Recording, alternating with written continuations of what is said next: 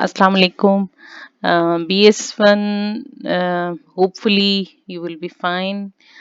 हम लोगों ने जो previous topics पढ़े हुए हैं उनमें से the first one was Introduction to Economics, in which we have read about Adam Smith, Alfred Marshall, Robbins, and then we discussed the macroeconomics as well as microeconomics. Hopefully you will remember all these topics.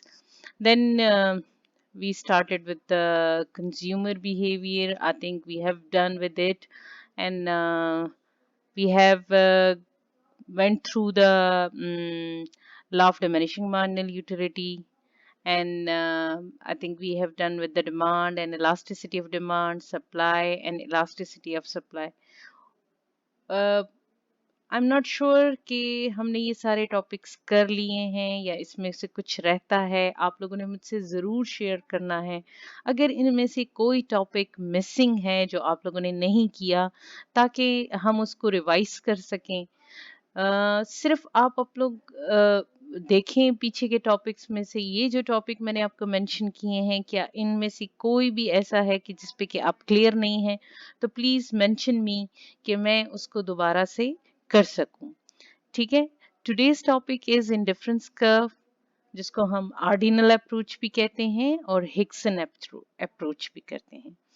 अच्छा, what is indifference curve? Indifference curve is basically a part of the consumer behavior in which we try to show or to guide our consumer how can he maximize his utility. Just like law of diminishing marginal utility, that was the first theory जिसमें कि हमने ये देखा था कि हमारा consumer किस तरह अपने पैसे खर्च करके अपनी यूटिलिटी को मैक्सिमम कर सकता है। Indifference curve approach is another approach to guide our consumer to maximize his total utility. Ordinal approach is the other name of indifference curve, because ordinal का मतलब होता है when you rank something, when you rank your choices, इसको हम ordinal approach कहते हैं। इसको Hickson approach भी कहते हैं। हिक्सन अप्रोच इसलिए कहते हैं क्योंकि ये जेबी हिक्स ने हिक्सन थ्योरी इसलिए है कि ये हिक्स ने दी थी। इसका जो थ्योरी का प्रेजेंट करने वाला है उस इकोनॉमिस्ट का नाम हिक्स है। सो अगर आपके पास कभी भी कहीं भी आपसे पूछा जाए कि इंडिफरेंस कर्व एनालिसिस को डिफाइन करें, तब भी ये थ्योरी है। अगर आपसे पूछा जाए कि डिफाइन आर्डिनल अप्रोच, तब भी ये थ्योरी है। और अगर आपके को बताया जाए कि भाई जरा आप डिस्कस करें हिक्सन अप्रोच, तो तीनों थ्योरीज जो हैं, तीनों नाम जो हैं इसी एक थ्योरी के हैं। ठीक है। अच्छा, अब indifference curve indicates that the various combination of two goods which yield equal level of satisfaction to the consumer. By the definition, an indifference curve, all the various combination of two goods that give an equal amount of satisfaction. Indifference curve आपके जो consumer है उसको एक ऐसी दुनिया में रखता है जहां he has to deal with the two commodity, and these two commodities are equally attractive to him. यानी अब जैसे हम दुनिया में जब भी चीजें खरीदने जाते हैं, तो अगर लेट सपोज मैं फ्रूट खरीदने जाती हूँ, तो मैं चाहती हूँ कि मेरे पास बनानास भी हों और एप्पल भी हों। ठीक है। तो ये जो दो कमोडिटी का कॉम्बिनेशन है, ये हमेशा हमें फेस करना पड़ता है। अब हम ऐसा कॉम्बिनेशन खरीदते हैं जिससे कि हमारी सेटिस्फेक्शन मैक्सिमम हो। ठीक है। यानी अब जैसे देखिए, मैं बाजार जाके सारे के सारे सिर्फ केले उठा के नहीं लाऊंगी, ये मैं बाजार जाके सिर्फ सारे के सारे सेब नहीं उठाऊंगी। मैं ये कोशिश करूंगी कि जो चीज मेरे पास नहीं है वो भी मैं खरीदूं। अच्छा, जिंदगी में हमें हमेशा कुछ पाने के लिए कुछ खोना पड़ता है। अब अगर मैं बाजार में अपने पैसे खर्च कर रही हूँ बनाना लेने के लिए, तो मुझे गिव अप करना पड़ेगा। अगर मैंने यानी लेट्स सपोज मेरे पास एप्पल मैंने ऑलरेडी काफी परचेज किए और मैं बनाना लेना चाहती हूँ, तो मैं ये करूंगी कि मैं अपनी एप्पल की जो डिमांड है उसको कम करके, क्योंकि पैसे तो हमारे पास लिमिटेड होते हैं, एप्पल को कम खरीद के हम बनाना को ज्यादा खरीदेंगे। यही वो चीज है जो यहाँ इंडिफरेंस कर्व में हिक्स एक्सप्लेन करना चाह रहा है। वो कहता है indifference curve indicates the various combination of two goods which yield equal level of satisfaction to the consumer. यानी जो दो चीजें हैं उनका कॉम्बिनेशन डिफरेंट कॉम्बिनेशंस हैं, जैसे दो बर्गर और एक पेप्सी, जैसे दो पेप्सी और एक बर्गर, ये दो कॉम्बिनेशंस हैं और इन दो कॉम्बिनेशन से मिलने वाली सेटिस्फेक्शन कंज्यूमर को इक्वली अट्रैक्टिव है, वो दोनों में इंटरेस्टेड है। ये वो चीज है कि जो इंडिफरेंस कर्व हमें बताती है कि हम जिंदगी में बहुत सारे कॉम्बिनेशंस में इंटरेस्टेड होते हैं। ऐसा नहीं होता कि बस जी हम दो बर्गर और एक पेप्सी जितनी शिद्दत से हमें चाहिए उस शिद्दत से हमें कोई और कॉम्बिनेशन नहीं है चाहिए, उसके अलावा कोई और भी कॉम्बिनेशन हो सकता है जो हमें उतनी ही खुशी दे जितना कि हमें पहला कॉम्बिनेशन दे रहा है। So, by the definition, an indifference curve, all the various combination of two goods that give an equal level amount of satisfaction. ठीक है, यानी उससे मिलने वाली satisfaction जो है वो सेम होगी। According to the ordinal approach, a consumer simply rank his preferences. That is the main point. कि जहां वो अपनी यूटिलिटी को या अपनी खुशी को मेजर नहीं करता, जस्ट लाइक कार्डिनल अप्रोच। आपको याद है जब हम लोगों ने law of diminishing marginal utility की थी तो मैंने आपको बताया था कि हम अपनी यूटिलिटी को मेजर कर सकते हैं। यानी फर्स्ट ग्लास ऑफ मिल्क मुझे 10 यूटाइल्स देगा, सेकंड ग्लास ऑफ मिल्क मुझे 8 यूटाइल्स देगा। That was what we discussed in the law of diminishing marginal utility. लेकिन बात वो कार्डिनल अप्रोच थी जहां हम अपनी खुशी को नंबर्स में मेजर करते थे। ये आर्डिनल अप्रोच है जहां हम अपनी प्रेफरेंसेस को रैंक करते हैं कि भाई ये कॉम्बिनेशन मुझे ज्यादा पसंद है, ये दूसरी कॉम्बिनेशन मुझे उतनी ही पसंद है, उतनी ही अट्रैक्टिव है जितनी ये दूसरी कॉम्बिनेशन है। So that's why ordinal approach क्या कहती है, सिंपली अपनी प्रेफरेंसेस मीन तरजीहात कि आप कहाँ पे इंटरेस्टेड हैं उनको आप रैंक करें। रैंक करने का मतलब है कि पहली ये है, दूसरी ये है, जैसे हम पोजीशंस को रैंकिंग कहते हैं। ठीक है, अच्छा, एजम्पशन ऑफ द थ्योरी क्या है? थ्योरी हमेशा एजम्पशंस के बगैर कभी भी एक्सप्लेन नहीं होती, क्योंकि we are going to discuss the consumer, और कंज्यूमर जो है वो अगर हम उसको एजम्पशन के साथ रिस्ट्रिक्टेड ना रखें तो हो सकता है जो हम थ्योरी बयान कर रहे हैं वो बिल्कुल ही एक्सप्लेनेबल ना हो। मैंने आपको बताया था कि जब भी हम किसी थ्योरी को प्रूव करना चाहते हैं कि when we prove the theory to be true we have to hold assumptions। हमने assumptions रखनी है तभी हमारी थ्रू जो थ्योरी है वो रियलिस्टिक होगी, वो समझ आएगी। तो सबसे पहले जो हमारी assumption है the rational behaviour of the consumer. हमारे कंज्यूमर को बहुत ही रैशनल होना चाहिए, हकीकत पसंद होना चाहिए। ये नहीं कि वो अपने पैसों की और जो चीजें वो ले रहा है उसके मुतालिक बिल्कुल भी केयरफुल ना हो। वो बहुत ही हकीकत पसंद है, अपने पैसों की बहुत परवाह करता है। He has a very rational behaviour while consuming the money or buying the commodity. Number second, utility is ordinal and can not be measurable. आपको याद है law of diminishing marginal utility में हमने हमेशा बात की थी कि हम अपनी सेटिस्फेक्शन को मेजर कर सकते हैं, लेकिन यहाँ हम क्या कह रहे हैं, यहाँ हम कह रहे हैं हम यूटिलिटी को ऑर्डिनल है, यानी हम रैंक करेंगे। एक कॉम्बिनेशन है, दूसरा कॉम्बिनेशन है, तीसरा कॉम्बिनेशन है और हम उसमें इंटरेस्टेड हैं। हम रैंक करेंगे, हमें ये चीज ज्यादा पसंद है, ये उससे कम पसंद है, ये उससे कम पसंद है। ठीक है, diminishing marginal rate of substitution, ये आगे जाके जब हम करेंगे ग्राफ को तो आपको एक्सप्लेन हो जाएगा, लेकिन यहाँ इतना समझना जरूरी है कि जब भी हमारे पास किसी भी चीज की क्वांटिटी ज्यादा हो जाएगी तो हम उसको ज्यादा छोड़ के जिस चीज की कमी है हमारे पास उसको खरीदना चाहेंगे। लेकिन जब उस चीज की क्वांटिटी हमारे पास कम होने लगेगी तो फिर हम उसको छोड़ने में ज्यादा तकलीफ महसूस करेंगे। डिमिनिशिंग का मतलब है कम होना, मार्जिनल आपको पता है एडिशनल, रेट ऑफ सब्स्टिट्यूशन यानी कि आप कितना सब्स्टिट्यूट कर रहे हैं एक्स को वाई के साथ, यानी बर्गर को पेप्सी के साथ किस तरीके से सब्स्टिट्यूट कर रहे हैं। ठीक है। Number 4, a consumer is consistent in his choices. Consumer हमेशा कंसिस्टेंट होगा। अगर उसने एक दफा कह दिया कि भाई मुझे 2 बर्गर और 1 पेप्सी और दो दो पेप्सी और 1 बर्गर एक जैसे पसंद है, तो आगे जाके भी उसका यही बिहेवियर होगा। ये नहीं कि आज वो एक बात कर रहा है, 1 घंटे के बाद दूसरी बात कर रहा है। He will be consistent in his choices and his behaviour. And number 5th is the goods consumed by the consumer are substitutable, यानी वो आप सब्स्टिट्यूट कर सकते हैं। वो ऐसी चीजें हैं जो एक दूसरे की जगह सब्स्टिट्यूट हो सकती हैं, ठीक है। यानी खाने की चीजें हैं, या जैसे अगर मैं जिन 2 चीजों की बात कर रही हूँ तो वो दोनों चीजें खाने की हैं। अगर मैं पहनने की बात कर रही हूँ तो वो दोनों चीजें पहनने के मुतालिक हैं। The goods consumed by the consumer are substitutable. अच्छा, construction of indifference curve. As you know, without graphs and without explanation with the schedule, we cannot explain the theories. अच्छा, अब यहाँ आप देखें, आपके पास कॉम्बिनेशंस हैं। राइस 20 kg आप खरीद रहे हैं, जबकि वीट आप कहाँ कितना खरीद रहे हैं, 1 kg। अब आप खुद सोचें, राइस हमारे पास 20 kg है और वीट हमारे पास 1 kg है। हम क्या चाहेंगे? हम चाहेंगे कि वीट हमारे पास उससे भी ज्यादा हो।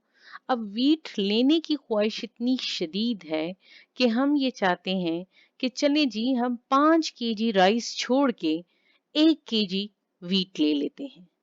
लेकिन जब हमारे पास 2 kg वीट हो जाएगा तो फिर हमारी जो ख्वाहिश है उसमें कमी आ जाएगी। And then we can easily understand कि भाई हमें थोड़ा छोड़ के और वीट को ज्यादा लेना चाहिए।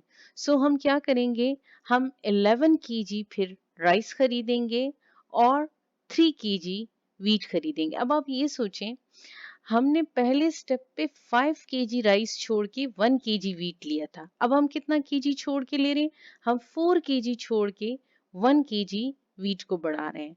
Again next step D combination पे जाएं तो आप देखें, हमने 3 kg राइस को छोड़ के 1 kg वीट को इंक्रीज किया है। क्यों? क्योंकि आप देख रहे हैं कि जब शुरू में हमारे पास वीट कम था तो हम ज्यादा से ज्यादा राइस छोड़ के और वीट को लेना चाहते थे। अब ये जो 6 kg राइस है उसके लिए हमने क्या किया, अब देखिए 8 से 6 पे हम आए तो हमने क्या किया, हमने 2 kg छोड़ा और 1 kg वीट लिया। ये जो आप एंड वाला देख रहे हैं ये मार्जिनल रेट ऑफ सब्स्टिट्यूशन है, यानी कि आपने क्या छोड़ के कितना खरीदा। अगर आप पहले में देखें तो हमने क्या किया, हमने 5 kg राइस को छोड़ के 1 kg वीट लिया। हमने 4 kg छोड़ के कॉम्बिनेशन सी में 4 kg छोड़ के राइस का 1 kg वीट को इंक्रीज किया, ठीक है।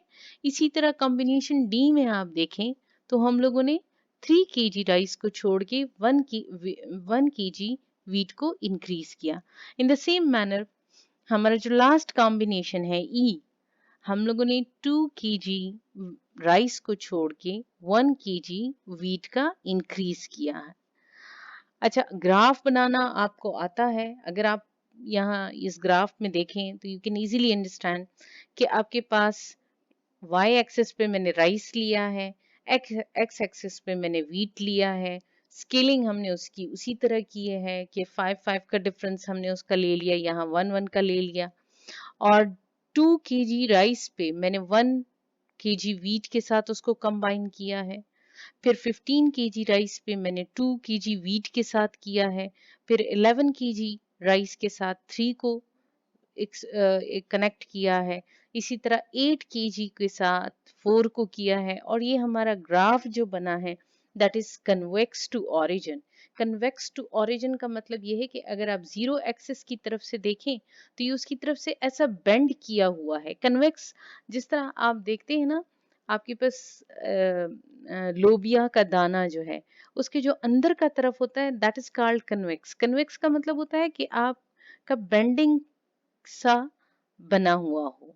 सो अगर आप इसको समझें तो मार्जिनल रेट ऑफ सब्स्टिट्यूशन से आपको समझ आ रही है कि हमने 5 को छोड़ के 1 लिया, 4 को छोड़ के 1 लिया, 3 को छोड़ के 1 लिया और 2 को छोड़ के 1 लिया। ये कम हो रहा है, it is declining with the passage of time, जितना जितना आपके पास एक कॉम्बिनेशन में इजाफा होता जा रहा है, इसका मार्जिनल जो रेट है, वो जो रेट ऑफ सब्स्टिट्यूशन है, वो डिक्लाइन कर रहा है, वो डिमिनिश कर रहा है, वो कम हो रहा है।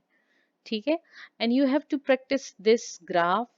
और आपने अपनी तरफ से दो कॉम्बिनेशंस लेनी है, खुद से कोई भी कॉम्बिनेशंस लेनी है, खुद से कोई भी वैल्यूज लेनी है, लेकिन इतना आपको आइडिया होना चाहिए कि मार्जिनल रेट ऑफ सब्स्टिट्यूशन जो है वो हमेशा कम होगी।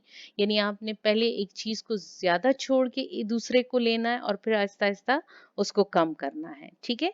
ये मैं आपसे एक्सपेक्ट करूंगी कि ये आप मुझे बना के हर एक इस इंडिफरेंस कर्व को अपने ही डेटा के साथ बना के और इसकी पेज की पिक्चर लेके मेरे साथ शेयर करें ग्रुप में। ठीक है।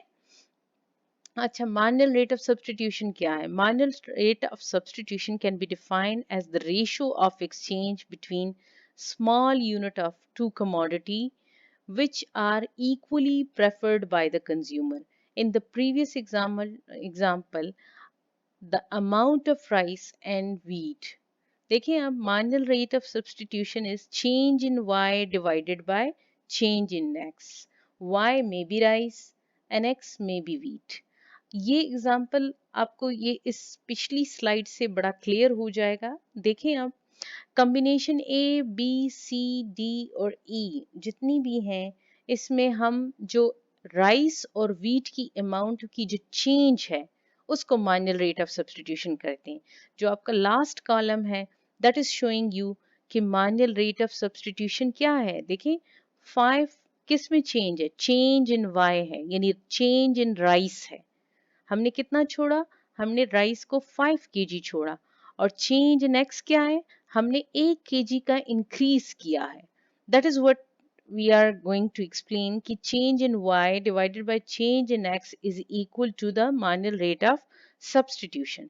यानी आप जो the ratio of change जो है कि आप कितना छोड़ के दूसरे को ले रहे हैं, राइस को कितना छोड़ के वीट को ले रहे हैं।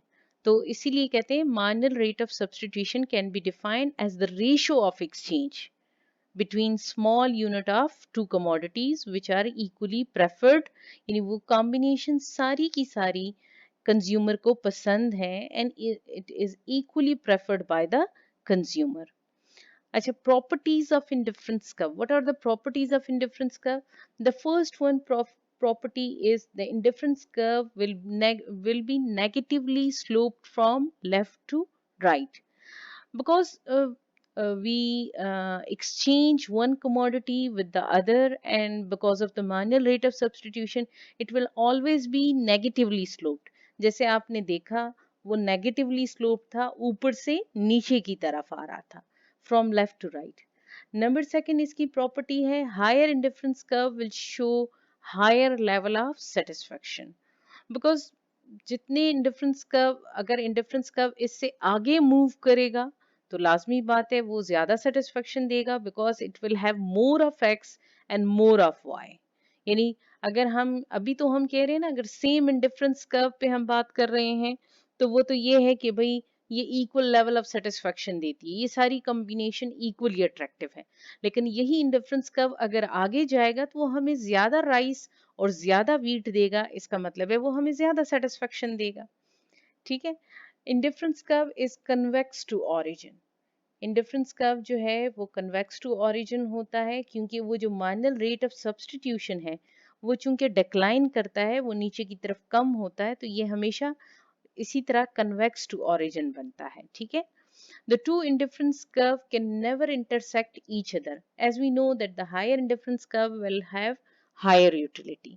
अगर दो indifference curve हैं कभी भी तो वो एक दूसरे को intersect नहीं करेंगे। The reason is कि वो जो एक indifference curve है वो दूसरे indifference curve से ज्यादा satisfaction दे रहा है, तो उसको उसके हर point को उससे ऊपर होना चाहिए।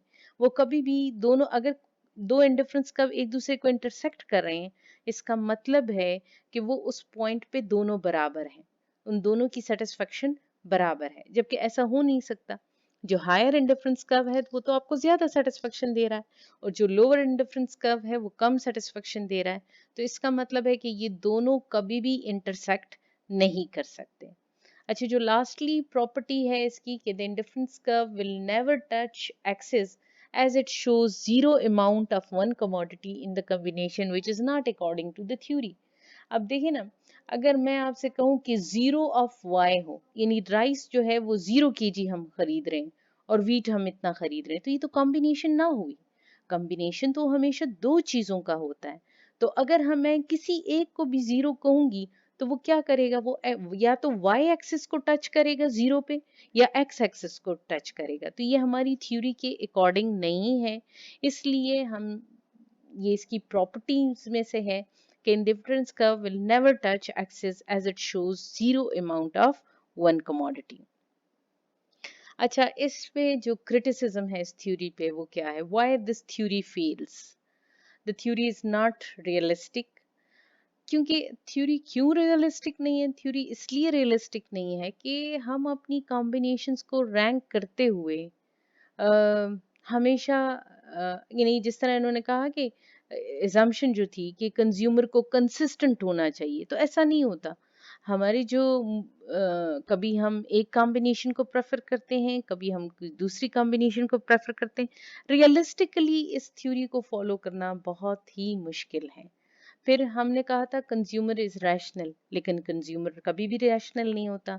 हम अपने इर्द गिर्द लोगों को देखते हैं, while they are purchasing they are not following the maximum satisfaction theory। वो क्या करते हैं, वो अपनी जिस वक्त भी मेजॉरिटी जो कंज्यूमर हैं वो हकीकत पसंद नहीं होते, वो अपनी मर्जी के मुताबिक पैसे खर्च करते हैं और वो ये नहीं देखते कि हमें किन चीज़ों से मैक्सिमम सेटिस्फेक्शन मिलेगी। अच्छा, old wine in new bottle, क्यों? क्योंकि वहां भी हमने law of diminishing marginal utility को हमने क्यों रिजेक्ट किया था? हमने इसलिए रिजेक्ट किया था कि भाई जी सेटिस्फेक्शन तो मेजरेबल नहीं है। अब ये जो हम लोगों ने यहाँ रैंक करने का कहा है, ये भी पॉसिबल नहीं है कि जब आप रैंक करेंगे डिफरेंट कॉम्बिनेशन को, ये भी रियलिस्टिक नहीं है।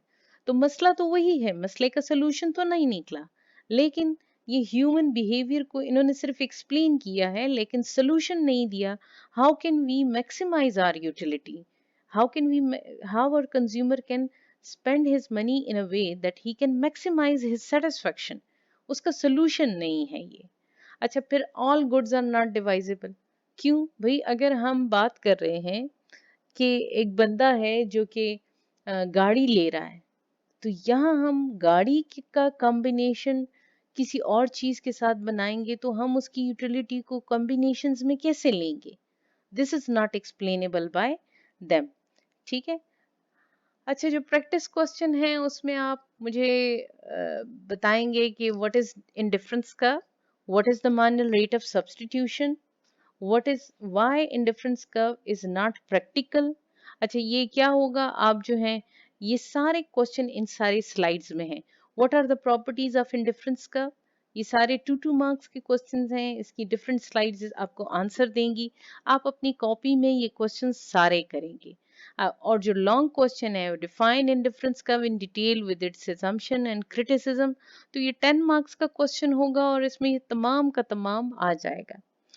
होपफुली आपको एक्सप्लेन थोड़ा बहुत हो गया होगा, लेकिन जो भी आपके क्वेश्चंस होंगे, जो भी आपकी क्यूरीज होंगी, ये सुनने के बाद अपनी स्लाइड मैं आपको पावर पॉइंट में भी ये स्लाइड्स भेज दूंगी। जो भी आपके क्वेश्चंस हों तो फिर प्लीज़ आप मुझे मेंशन करें ताकि मैं आपको एक्सप्लेन करूं। Thank you.